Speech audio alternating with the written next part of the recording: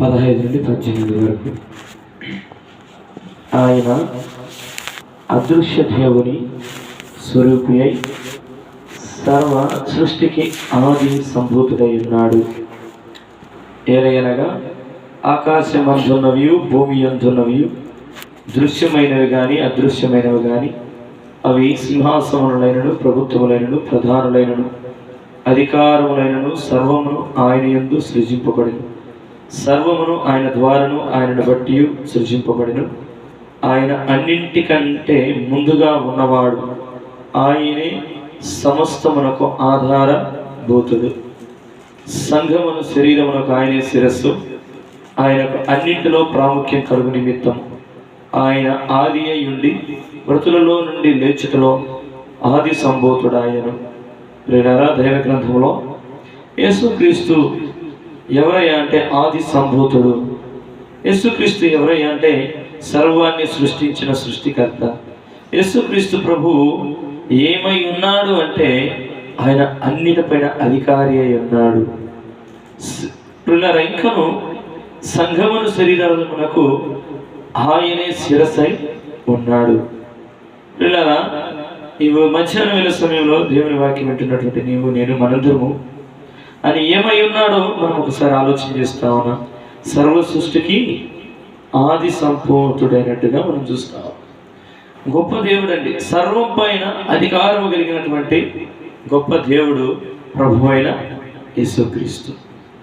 నీవు నేను మనందరము కూడా ఆయన నామంలో పాపక్షమాపణ దొరుకుతుందని విశ్వసించాం. అయితే ఈ శబ్ద యంత్రం ద్వారా వింటున్నటువంటి నీ జీవితంలో కూడా పాపమును క్షమించబడాలంటే యేసు రక్తమే. దేవునికి స్తోత్రం చేద్దాం. హల్లెలూయా. ఆయన అన్నింటికంటే ముందుగా ఉన్నవాడు. ఆయనే సమస్తమునకు ఆధారభూతుడని దైవ గ్రంథం బోధిస్తూ ఉంది. అన్నింటికంటే ముందుగా ఉన్నటువంటి వాడు, సర్వాన్ని కలుగజేసినటువంటి సృష్టికర్త అయినటువంటి దేవుడు. అందుకే మార్కు సువార్త 16వ అధ్యాయం 16వ వాక్యంలో దేవుడు ఒక మాట మాట్లాడుతూ ఉన్నాడు. మాట ఏంటంటే చదవండి. మార్కు సువార్త 16వ అధ్యాయం 16వ వాక్యం. నమ్మి బాప్తిసం పొందినవాడు రక్షింపబడును, నమ్మని వానికి శిక్ష విధింపబడును. శిక్ష ఉంది ప్రియులారా. నమ్మితే రక్షణ, నమ్మకపోతే శిక్ష. ఈ వాక్యం వింటున్నటువంటి నీవు ప్రభువుని నమ్మితే నువ్వు రక్షించబడతావు. నీ జీవితం రక్షించబడుతుంది, నీ కుటుంబం రక్షించబడుతుంది, నువ్వు పరలోక రాజ్యాన్ని స్వతంత్రించుకుంటావు. ప్రభువుని నమ్మి విశ్వాసం ఉంచి పాపమును విడిచిపెట్టేసి మారు మనసు పొంది రక్షణ పడుతుంది. రక్షణను పొందాలని దేవుని వాక్యం సెలవిస్తుంది. రక్షణ లేకుండా ఏ ఒక్కరును పరలోక రాజ్యము చేరని దైవ గ్రంథం బోధిస్తుంది.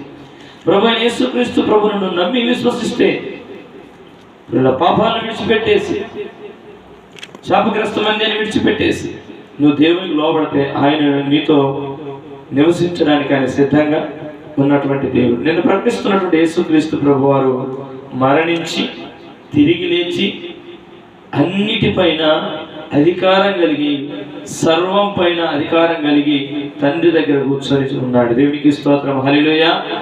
ప్రార్థన విజ్ఞాపనలు చేస్తూ ఉన్నాడు. మనకు పరిశుద్ధాత్మను పంపించినట్టుగా మనం చూస్తాం. తండ్రిగా, కుమారునిగా, పరిశుద్ధాత్మ దేవునిగా ఆయన ఉన్నట్టుగా చూస్తా ఉన్నాం. మన మధ్యలో ఆయన ఆత్మస్వరూపిగా సంచరిస్తూ ఉన్నాడండి. ఆయన మాటలే నీకు వినిపిస్తూ ఉన్నాడు. క్రీస్తు గురించినటువంటి మాటలు తీసుకుని వచ్చి నీకు వినిపిస్తూ ఉన్నాడు. ఎందుకంటే యేసయ్య రక్తం ద్వారానే ప్రతి పాపి పరిశుద్ధపరచబడేది. సర్వలోకమునకు వెళ్ళి సర్వ సృష్టికి సువార్తను ప్రకటించండి అని దేవుని వాక్యం బోధిస్తాం. ఈ సువార్తను ఎవరైతే అంగీకరించి క్రీస్తును రక్షకునిగా అంగీకరిస్తున్నారో వారి జీవితాలు ఆనందకరంగా మార్చబడతాయి. పరలోక సంబంధమైన ఆశీర్వాదం వారు పొందుకుంటారు. దేవునికి స్తోత్రం. హల్లెలూయా. అంత మాత్రమే కాదు ప్రియులారా, ఇంకొక మాట నేను జ్ఞాపకం చేస్తాను. కీర్తన గ్రంథం 96వ అధ్యాయం 1వ వాక్యాన్ని చదివినట్లయితే 96వ అధ్యాయం 1వ వాక్యం. యెహోవా మీద కొత్త కీర్తన పాడుడి, సర్వభూజనులారా యెహోవా మీద పాడుడి. యెహోవా మీద పాడుడి, ఆయన నామమును స్తుతించుడి. అనుదినము ఆయన రక్షణ సువార్తను ప్రకటించు. అనుదినము కూడా, ప్రతిరోజు కూడా దేవుని యొక్క సువార్తను ప్రకటించే బిడ్డలుగా మనం ఉండాలి. రక్షణ పొందినటువంటి మనము, ప్రభువుని అంగీకరించిన మనము సువార్తను ప్రకటించే వ్యక్తులుగా ఉండాలి. క్రీస్తు గురించిన వార్త సర్వలోకానికి వెళ్ళి సర్వ సృష్టికి మనం సువార్తను ప్రకటించే వ్యక్తులుగా ఉండాలి. మనం పనిచేసే దగ్గర, మనము ఉన్న దగ్గర, గృహాల దగ్గర, వ్యాపారం చేసే దగ్గర, ఎక్కడ ఉన్నాను సువార్తను ప్రకటించే వ్యక్తులుగా ఉండాలి. ఈ సువార్తను ఎవరైతే అంగీకరిస్తారో వారు రక్షించబడతారు. అంగీకరించిన వారికి నమ్మితే రక్షణ ఉంది, నమ్మకపోతే శిక్ష ఉంది. ప్రియులారా, ఈ వాక్యం వింటున్నటువంటి నీవు యేసుక్రీస్తు ప్రభువును నువ్వు అంగీకరించి సొంత రక్షకునిగా నువ్వు చేర్చుకుంటే ఎంత మంచిది. ఆయన సర్వం పైన అధికారం కలిగిన దేవుడు. అంత మాత్రమే కాదు, 96వ కీర్తన 4వ వాక్యంలో దేవుడు మాట్లాడినటువంటి మాట ఏంటంటే, యెహోవా మహత్యం గలవాడు, ఆయన అధిక స్తోత్రం పొందదగిన వాడు, సమస్త దేవతల కంటే ఆయన పూజనీయుడు. ప్రియులారా, ఆయన పూజకు అర్హుడు, అధిక స్తోత్రము పొందదగిన వాడు, మహత్యము కలిగినటువంటి దేవుడు ఆయన. 3వ వాక్యంలో రాయబడింది, ఆయన ఆశ్చర్య కార్యములు అనే మాట చూస్తాం. ఆయన చేసిన ఎన్నో ఆశ్చర్య కార్యములు మనము ప్రచురించే వ్యక్తులుగా మనం ఉండాలి. ఎన్నో అద్భుతములు చేస్తూ ఉన్నాడు. ఆయన ఎంత గొప్పవాడు అర్థం కావాలంటే ఆయన కలగజేసిన సృష్టిని ఒకసారి చూస్తే చాలు. భూమిని, ఆకాశాన్ని, సూర్య చంద్ర నక్షత్రములను, ఆయన కలగజేసిన మానవుణ్ణి, సమస్తాన్ని ఒకసారి ఆలోచన చేస్తే ఆయన ఎంత గొప్పవాడో అర్థమవుతుంది. అందుకే 97వ కీర్తనలో ప్రియులారా 5-6 వాక్యంలో రాయబడింది. 5-6 వాక్యం, యెహోవా సన్నిధిని, సర్వలోకనాథుని సన్నిధిని పర్వతమును మైనం వలె కరుగుచున్నవి, ఆకాశము ఆయన నీతిని తెలియజేయుచున్నది, సమస్త జనములకు ఆయన మహిమ కనబడుచు. ప్రియులారా, ఒక్కసారి ఆ ఆకాశమును చూస్తే ఆయన నీతిని తెలియజేయుచున్నది. ప్రియులారా, ఈ మధ్యాహ్న వేళ సమయం వాక్యం వింటున్నటువంటి నీవు దేవుని అంగీకరిస్తే ఎంత మంచిది, ఆయనను చేర్చుకుంటే ఎంత మంచిది.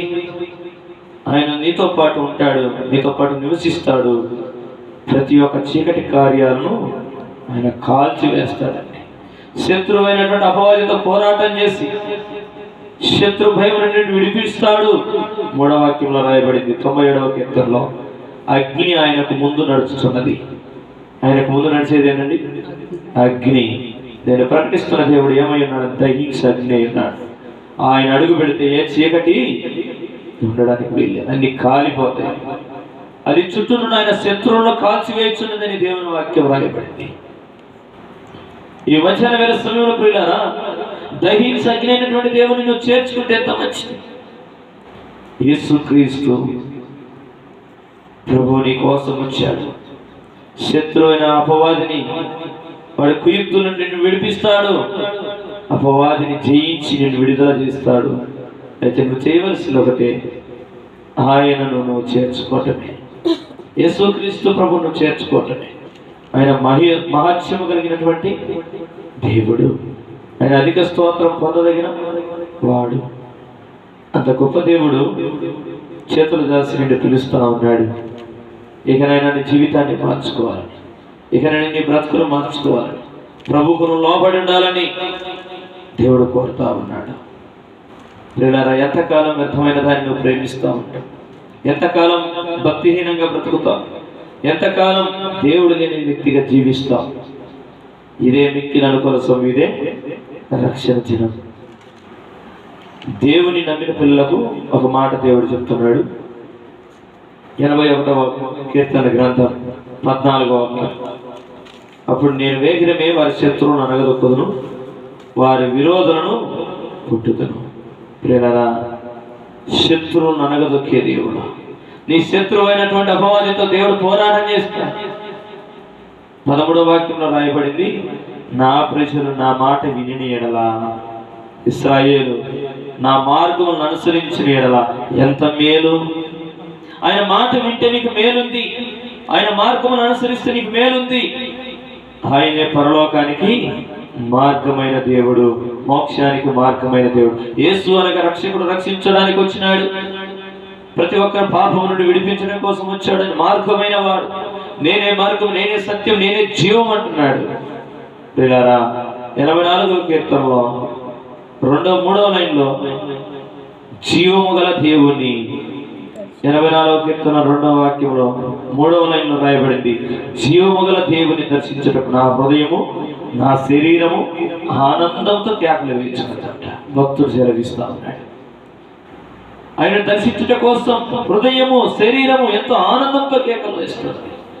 మరి నీ జీవితంలో ప్రియులారా, దేవుని మాటలకు విధేయత చూపించి జీవము కలిగిన వాడు, కదిలేవాడు, మాట్లాడేవాడు, నడిచేవాడు, నీ పక్షముని నిలిచేవాడు, నువ్వు కన్నీరు గార్చి ప్రార్థన చేస్తే నీ కన్నీటి బాష్పం తుడిచి నీ ప్రార్థనకు జవాబిచ్చే దేవుడు నేను ప్రకటిస్తున్నటువంటి యేసయ్య.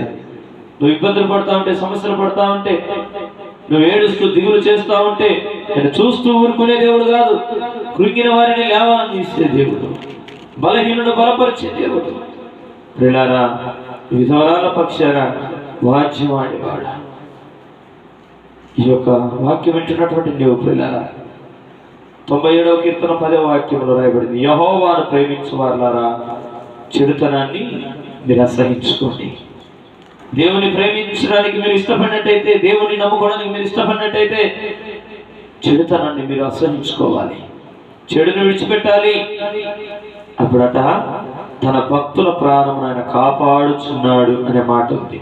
ఆయన ప్రాణమును కాపాడేవాడండి. భక్తిహీనుల చేతుల నుండి ఆయన వారిని విడిపించే దేవుడు. కాబట్టి ఈ మధ్యాహ్న వేళ సమయంలో ఆయన నీ ప్రాణాన్ని కాపాడటం కోసం ఆయన సిద్ధంగా ఉన్నాడు. నరకానికి పోతున్నటువంటి నీ జీవితాన్ని నరకములో పడకుండా నీ ప్రాణము రక్షించడం కోసమే ఆయన ఈ లోకానికి వచ్చాడు.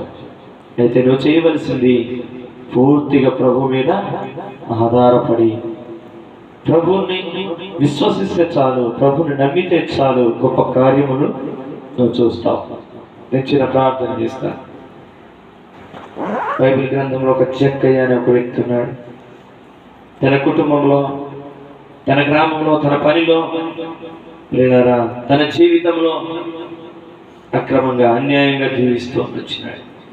అయితే ప్రభు గురించి విని ఆయన ఎలా ఉంటాడో చూడాలని ఆశపడి వెళ్ళాడు. కానీ చూడలేక, తన పొట్టివాడైనందున చూడలేక, యేసయ్య వచ్చే మార్గంలో, ఈ మార్గంలో వస్తాడు కదా అని ఒక మేడు చెట్టు కనుగొని మేడు చెట్టు ఎక్కి కూర్చొని యేసయ్యని ఏ విధం చేతనైనను ఎక్కి చూడాలి అని ఆశపడ్డాడు. చూడాలని ఆశపడితే యేసయ్య ఏం చేసినాడంటే వచ్చి మేడు చెట్టు దగ్గర నిలుచొని, మేడి చెట్టు వైపు కూర్చొని ఉన్న, మేడి చెట్టు పైన కూర్చొని ఉన్న జక్కయ్య వైపు చూచి, జక్కయ్య దిగిరా అని పిలిచినాడు. నేను నీ ఇంట ఉండవలసి ఉన్నది అని చెప్పినప్పుడు ఎంతో సంతోషంతో చెట్టు దిగి వచ్చి యేసయ్యను చేర్చుకున్నాడు గృహంలోనికి. జక్కయ్య అప్పటికి అన్యాయంగా బ్రతుకుతున్న వ్యక్తి, అక్రమంగా జీవిస్తున్న వ్యక్తి అని అంటున్నాడు, నేను ఎవరి దగ్గర అన్యాయంగా తీసుకున్నానో వాళ్ళకు నేను తిరిగి ఇచ్చేస్తాను.